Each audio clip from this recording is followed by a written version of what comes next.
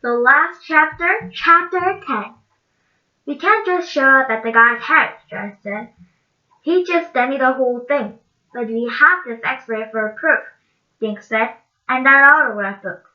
Get real, Dink. We're kids and he's a grown-up, Josh said. He'll just tell us to get along. I know one person who won't tell to get along, Ruth said as she reached for the telephone. 20 minutes later, Officer Fallon was sitting in Dink's living room. The kids told him the whole story. I'm glad you called me, Officer Fallon said. George Shield might still have dependents. He hasn't had much time to get rid of it. He placed the call to the Hartford Chief of Office. They agreed to meet near George's house in 45 minutes.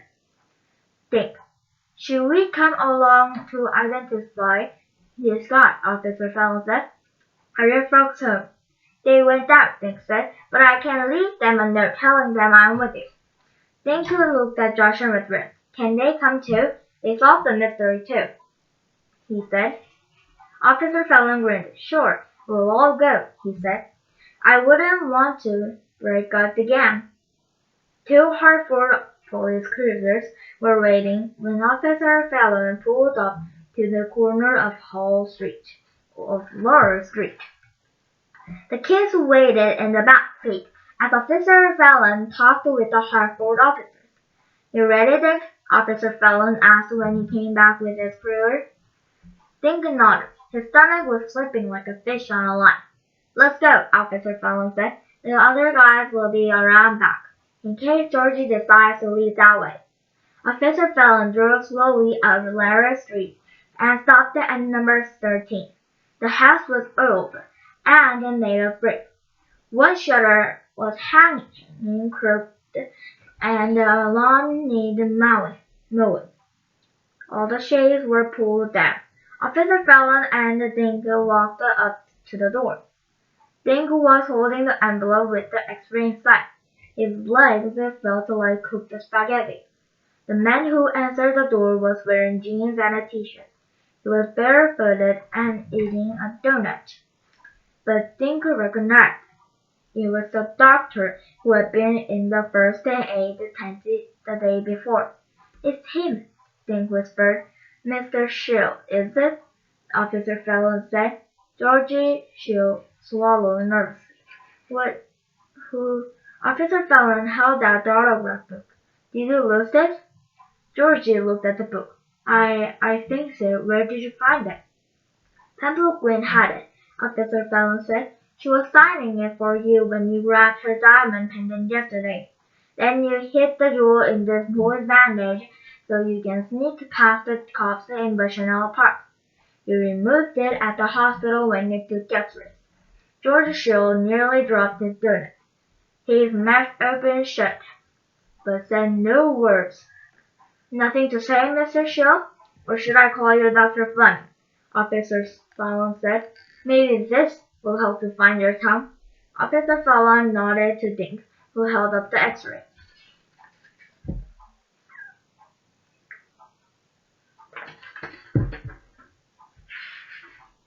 Mr. Shield, if I search your house, will I find Miss Gwyn's pendant? Officer Fallon asked. Would I find the jacket you stole from Dr. Fleming's office? Georgie found his voice. I can't explain everything, he stammered. Yes, I'm sure you can, but let's save it till we get to the station, Officer Fallon said, pulling out his handcuffs. Officer Fallon handed Georgie over to the Hartford cops. Then, with the pendant safe in his shirt pocket, he drove the kids to the Parkview Hotel. Officer Fallon parked, then pulled the diamond penguin and his chain from his pocket. He passed it over to the backseat. I called ahead, and she'll be waiting in the lobby. Dink took the pendant and the kids walked into the lobby. Pembroke Gwyn and her manager was sitting there. Here, you should give it to her, Dink said, handing the pendant to Ruth. You found George's name in the autograph book. Ruth took the pendant. Then she gave it to Josh.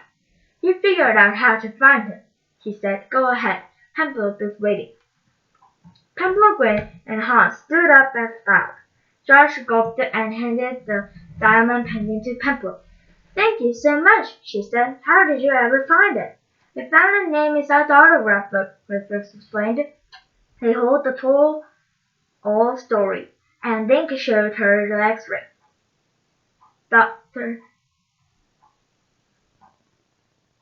Officer Fallon was on his telephone. He hung up and stepped forward. "George Shield got tossed out of medical school for cheating on exams," he said, "and that wasn't the first time he'd been in trouble. Anyway, he read about your concert, Miss Gwyn, and he decided to be there. He used the autograph book to be close enough to steal your pendant." Pamela handed the pendant to Hans, who fastened it around her neck.